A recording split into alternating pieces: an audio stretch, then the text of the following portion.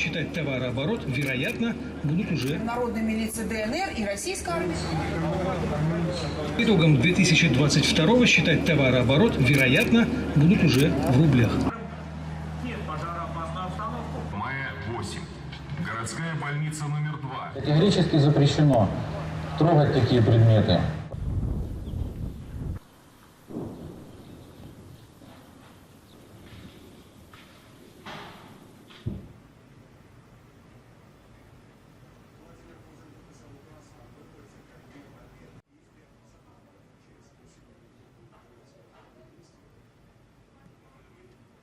Выдача российских паспортов будет проходить... Pasportlar anneks edilen Krimde berler. Olur isteýänler pasporty şol ýere baryp almaly bolarlar.